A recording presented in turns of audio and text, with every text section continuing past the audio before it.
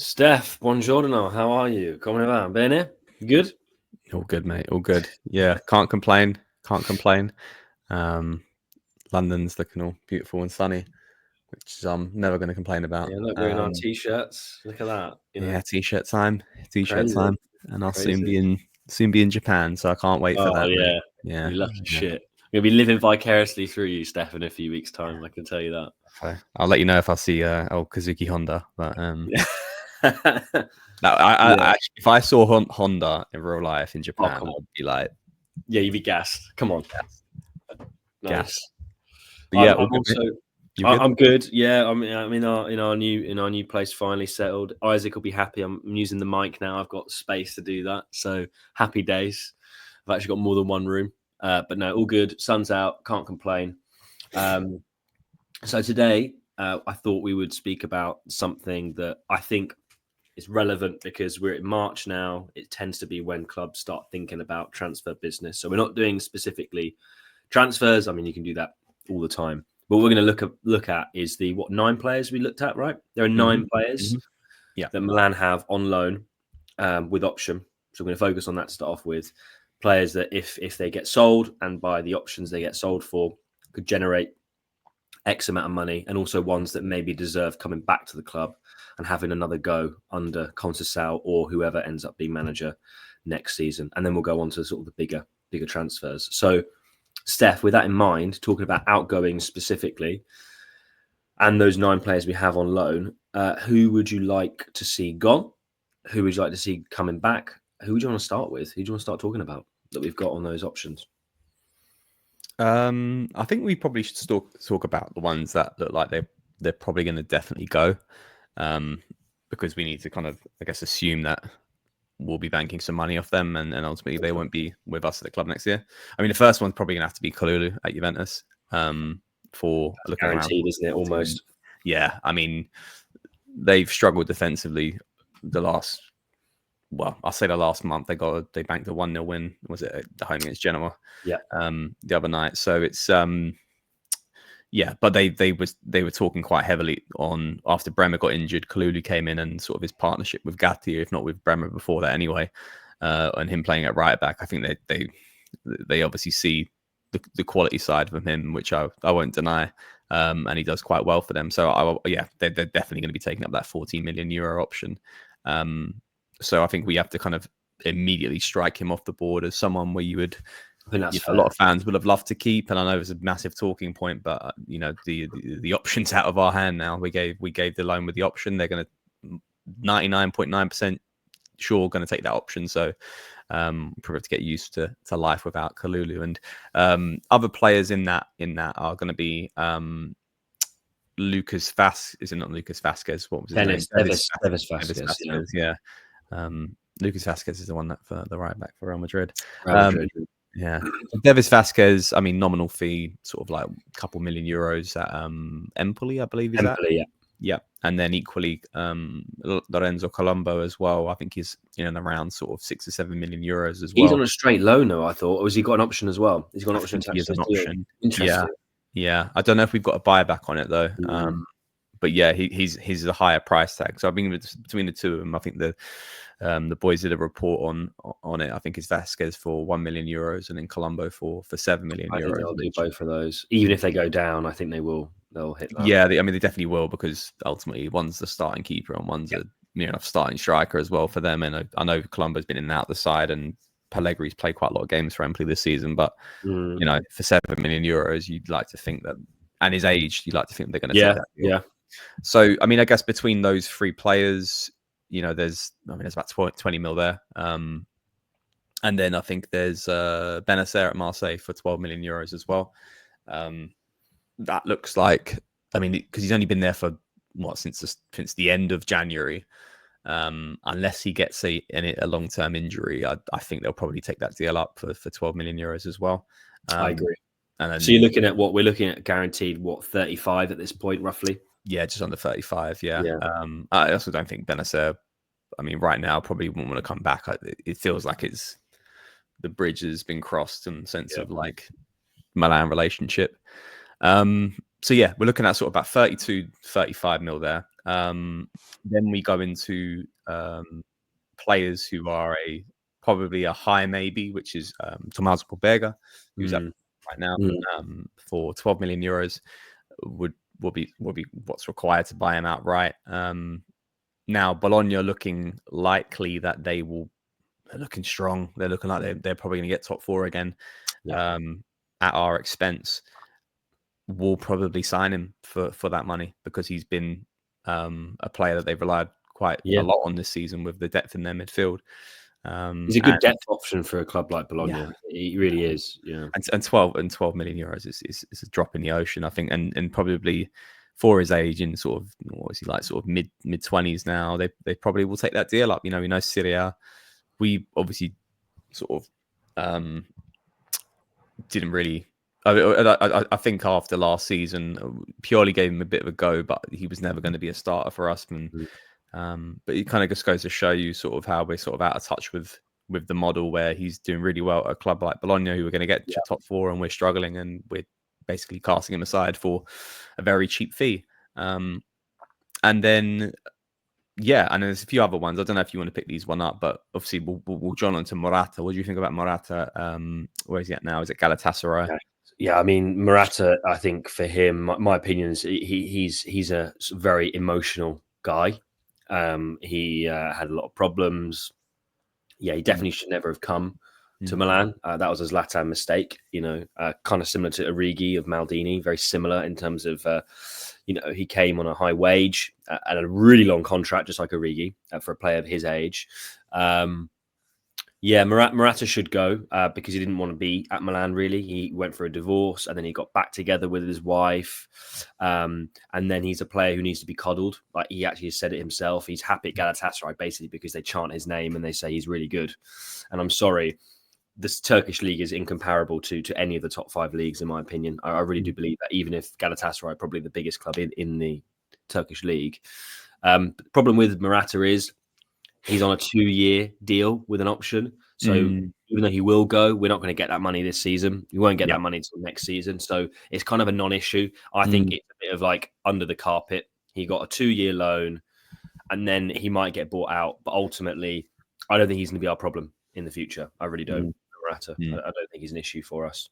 Okay. I don't know who you're going to talk about next. Is it Adli by any chance? Yeah, we'll go on to Yacine Adli, who I think what's interesting. I don't know if his fate's intertwined with Ricardo Sotil, who and I don't know if there's I don't know. I mean, personally, I would if we don't have a choice on the option, I would like to just take the money and reinvest. I wouldn't like to probably just. How much is the option, Steph? I think it's around 10.5 mil. That's quite cheap. So that's a marginal profit if you think, because we bought him for about 8 or 9. Yeah. But his amortization, it'll probably be like about. I mean, I would assume his amortization is probably going to give us about sort of, I guess, like 6 to 7 mil capital gains on that. Probably fair. And I think they paid a bit on the loan as well, so there's probably a little bit there too. So, I mean, I guess the question is like, would we be open to a straight exchange for Sotil?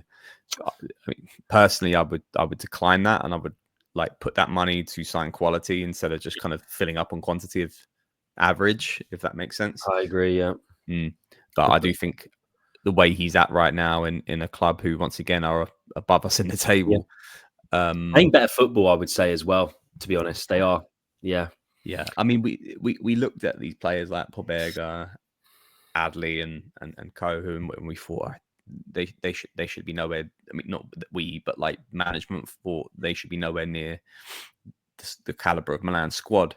And when they went out on loan, and I don't think none of us kind of like argued against it, but right now we're kind of looking at players who are at clubs who are above us in the table, who are going to sign them outright for a nominal fee. It's quite laughable when you think of it like that way, but we have to kind of try to get what we can out of them, which is going to be a little bit of money to add to a pot of our, I guess, our transfer market. We need to add some quality in instead of just trying to hedge our bets out. So yeah, I mean, I if you were to sit here right now and say, would I like to keep Yacine Adli? or cash in for 10.5 mil. I mean, ultimately, I'd like to keep him, but we don't have a choice on that. So if it becomes between the 10.5 mil or Ricardo Sotil, give me the 10.5 mil, and then we can add that to a transfer kitty, which is going to be a bit more, signing some quality there. So what I think I want to highlight one thing about the Yassin Adli deal and the Sotil like correlation. I think is quite important. Is that it's clear that the club has a reluctancy to spend money on Italian talent. We know we need more Italians. I think that's been quite response, and that's a response kind of digested by management at this stage. I think they know that. I think guys listening, I think expect 2 or 3 more Italians in the squad come next season. Yeah. The problem is, like, I agree with you. Why are we using the Italian quota? Because I don't think they believe in the quality of Italian players to bolster in average players. I don't mind Sotil. I think he's fine. But he's Italian. So I think they're trying to find ways of filling, like you said, fluff with the Italian quota with fluff, rather than hopefully what we'll maybe speak about in the future in a different pub chat is quality, or players that have perceived quality, like a Ritchie, for example, who is a significant sum. So yeah, I don't know. I agree with you. I'd rather have the money. I'd rather keep Yassin. But I would say one thing, these sort of Kalulu definitely wasn't good. But I think these sort of other fees, they're relatively okay, because I don't think these clubs, we don't have the clout, as we've spoken about before, the political clout to kind of like put a massive fee like Atalanta does that people just pay up, whether it's international or domestically. 10 million, I'd highly, I've seen reports that Fiorentina aren't sure. I'd be shocked if Fiorentina don't snap our leg off to buy Yassin for 10, to be honest. Yeah. I mean, these also players that aren't going to be like craved upon from the Premier League anyway. No. At this very moment, I think there's players who were squad players for us, but are squad players for the other teams that they've gone to, and have found a good rhythm and routine of their game time, and the move makes sense for them equally as it makes sense for the club to buy him as well. So I think I'm not really sat here going like, I'm pissed off because we can't keep Pobega or Yassin Adli. I think the only one, to your point, the only one in question is probably Kalulu, I guess. Kalulu's the only one where I'm like, I would have liked another 5 or 6 million on top of that at least. Yeah. Whereas Yassin and Pobega, I'm like, okay, 8 to 15, whatever it is for those guys, fine. Like, fine. Yeah, I think one is an interesting deal, which I can't see happening. Is no Okafor for Napoli. I think 23.5. Big option. That's a big option. Big option. That whole deal, when they made it, sounded panic move, and it was, we need a left winger to come in, and we needed him to go. So we took the loan with the right to buy, and just covering ourselves from a price tag perspective. But I mean, they're not going to sign him for that money, man, are they? Do you think he'll play tonight? Actually, when I say tonight, sorry, we were recording this on the eve of the Napoli game.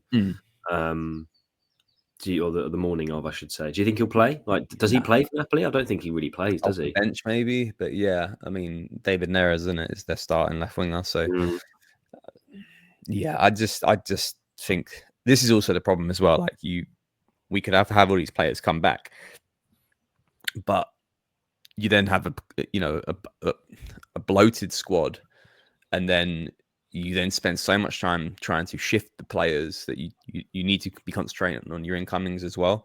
And there's a massive market ahead of us just on who stays from a from a starting perspective as well, which might be a quick injection of cash, and players who will come onto that probably equally maybe their time's up right now at the club. So we probably need this transition of a lot of these players who are on loan with right to buyers to be very swift deals to kind of bank the money, make the capital gain, and then equally just on that note, Steph, actually, do you know about the timings of this? Because I just thought about that. It's a really good point. Do we know if these options are like, do they need to be triggered like straight away? Because what I don't want is to have like a Bologna and a Fiorentina, for example, holding Pobega and Yassin over us, waiting to see if they get better market opportunities. That's the thing that I'd be like, do you know about that? Do they have to make a decision quickly? Because I'd have thought they would have to, because otherwise that puts us in a really weak position, doesn't it? Yeah. I mean, to my knowledge, loan contracts expire at the end of May. So as of June, you go back to the parent club. So I believe from that point, you probably have a short period of time to trigger that option. I'd assume it's probably between the month of June and July at maximum. Like at the start of July, you have to make that decision. If not, I assume we're savvy enough to probably say you've got a week after June 1st to make a decision on that option from a contractual perspective. So I don't think any of these loans of options go into July at the very least, which then allows us to then hit the official market with a bit of understanding exactly what our transfer kit is going to be, I guess, going into the summer. I think the Okafor one, you're spot on. I think he's one we can expect to be coming back. So really, just to like recap at the moment, we're looking at we're pretty confident we've got about 32-35 million from Pabega, Adley, and oh my god, who's the other one? I can't remember off the top of my head. Who was it? Kalulu, we were saying Kalulu, Adley, Colombo, Vasquez, and then Benacer would be almost guaranteed, I think. Yeah, and then Adley and so I think all those players that we just mentioned, bar Okafor, we're probably looking at about what's that? So it's 80 to 85 mil with including Okafor. So take away the 23 60. Mil. Yeah, you're probably looking at like just under 60 mil. Which is a nice amount. Yeah. But we've also got to bear in mind we're not talking so much about incoming, so I don't really want to stress this too much. I think the management have so much work. This is why this sport director needs to come in ASAP, man, because we've got a lot of players on loan on our end. So if you're getting rid of what is quite a decent number of players, what is that? 5 players, 6 players? But more than that, I'd say it's about like 7 or 8 players. Yeah, that's a number of players. Where are their replacements coming from? Because 60 million is nice, but But yeah, I think if we look at the current squad right now, we have quite a big squad. Excluding those players that and that's my point going, like, we need to quickly shift them as many out of those 8 players as possible, because we don't want them coming back to the squad that's kind of very bloated. So like, in the midfielder position, I mean, who have we got that's on a loan deal? We haven't. We've signed Reinders, Musa, Fofana, Warren Bondo. They're Ruben Loftus-Cheek. They're all on permanent deals. The winger positions, bar Sotil, are all on permanent deals. Obviously, João Felix and Tammy Abraham are the only 2 that are on loan deals. Did we sign that someone? I feel like we signed someone else on loan. I can't remember now.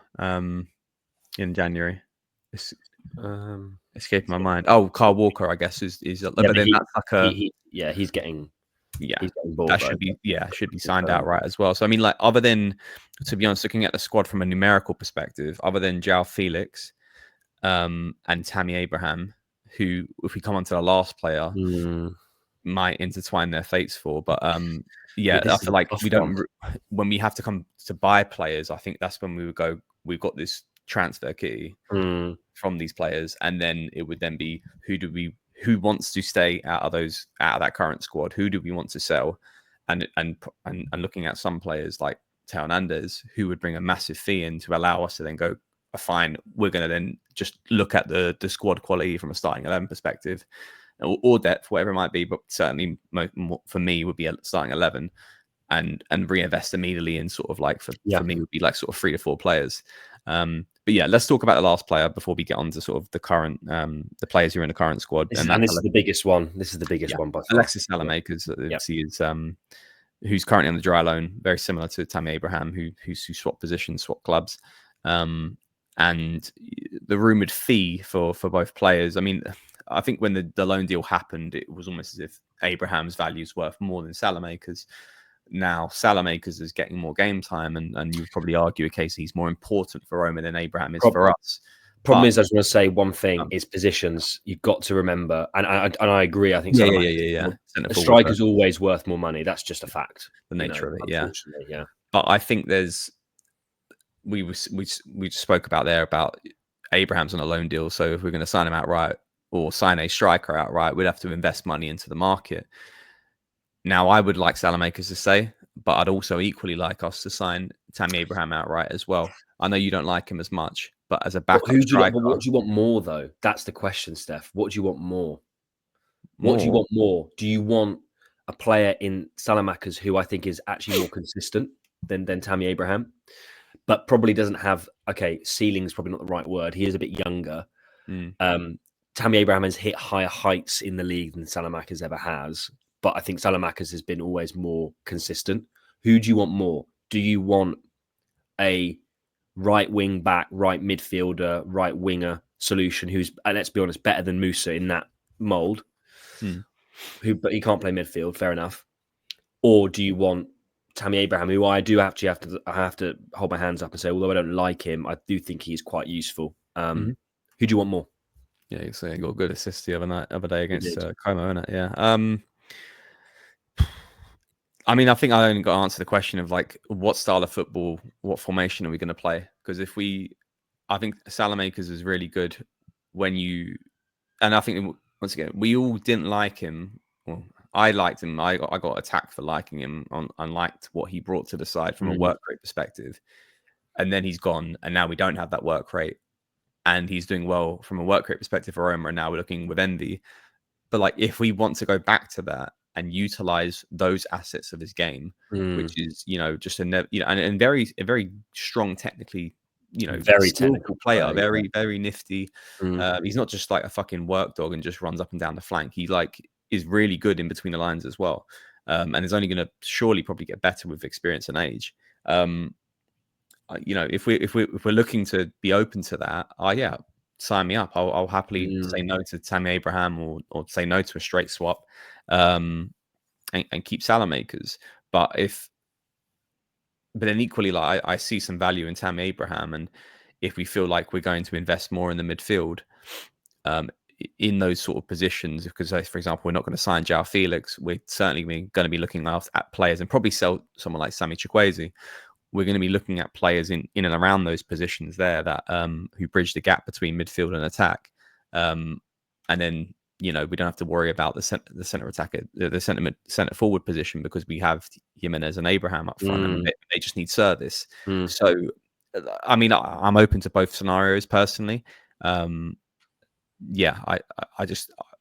wouldn't be open to selling Salamakers and then saying no to Tammy, because I think like we either need to utilize that relationship or just say no, we want to keep Alexis and you can take back Tammy. See, I wouldn't like us to come away from this potential deal with none of those two players. That's my mindset. That's interesting. I would like us to either sign both, so keep Alexis and sign Tammy, or do some sort of a swap. Yeah, interesting. Or just keep Alexis. See, I actually disagree. And obviously on this one, I'm sure there'll be a lot of people that disagree with both of us and also have their opinion, because this is by far the most contentious one we have in terms of the value that both players present and the importance they are for both teams. Salamakers is unarguably the most important player that is on loan, and also more important to Roma than Tammy is for us, I would say. Maybe that might be different come the end of the season, because Tammy is in a bit of form at the moment, but it's fair to say that at this stage. That's really interesting, because I have a feeling that both clubs will want to be the winner, right? This is in the sense that why I don't think this is going to have a happy solution is because Roma will want to be the winner and Milan will want to be the winner in this negotiation. And you've got two players who I actually think, and I know you do as well, who do actually have very similar book values, I would say. Tammy's a couple of years older and he's a striker, so he has that premium, but he's also a couple of years older, so that knocks it down. He's also not as in form as Salamakers. Salamakers is a couple of years younger, but a different position. I would say between 20 and 30 million for both of them is about right. Okay. I genuinely think there's better out there from a Tammy perspective. And because we don't know who's going to be our coach, if it's Conceição, I think Salamakers would be really good from what I've seen from Conceição's football. If it's not, which it probably is not going to be, let's look at the rumours and what's happening with the sporting director, then I think I would love the funds. I think 30 million is a chunk of cash. Let's say we get 30 million I think that's a chunk of change that we can put towards going from 60, which we spoke about is almost guaranteed roughly, to 90 to 100. That's a lot. That's a lot of money to play around with. Yeah. So I actually disagree with you on that. But I also appreciate that both players for Milan and the relationship when they go is valuable, because we're talking about players that are kind of like on the cusp of being Milan quality, if you get what I mean. Yeah. They're both quality players. They're not bad players, either of them. And so I do get that. And maybe we can work out to be advantage, but I just don't think either team will want to step back. They'll both want to be the one that comes off better in the deal. And I don't know what that looks like.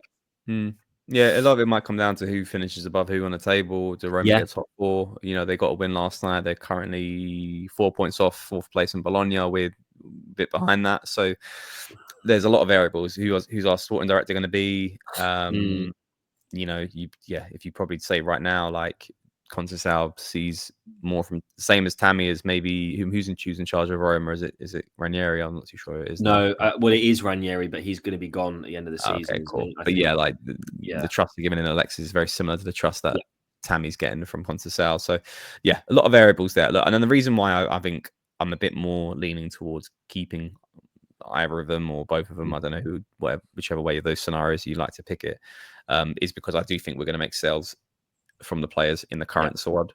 I think certainly I think Tomori's going. I think Tomori's going to go this summer. And I think probably that's going to be I think probably like 20 to 30 mil there. That's why I kind of feel like, how much more do you need? And I do think we're going to have a big sale in a sense of I think Teo Hernandez is going to go. But we won't get loads for Teo. Let's not beat around the bush because of the contract. We won't. We'll get about 30 to 40, maybe. Yeah. But then we're talking what there? That's well over 100 mil. But his replacement's not going to be cheap on the Teo perspective. I know that. Whoever we get.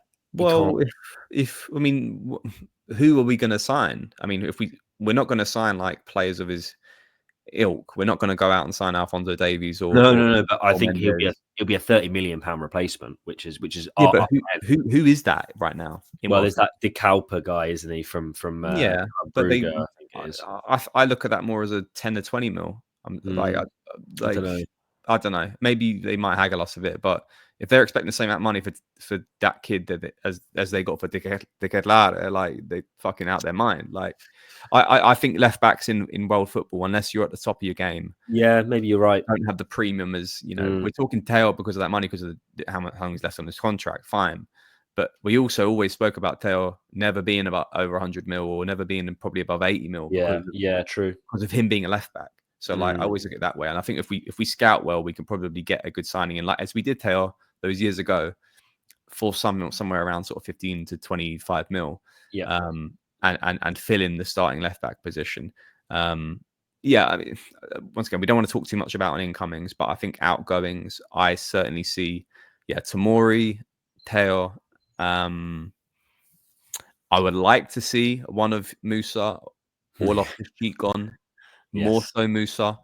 Yeah, me too. And then I think, I think Chukwueze is going to go.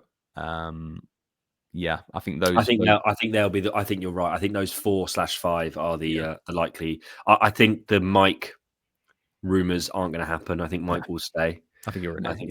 I think Mike will stay. He's a leader for France.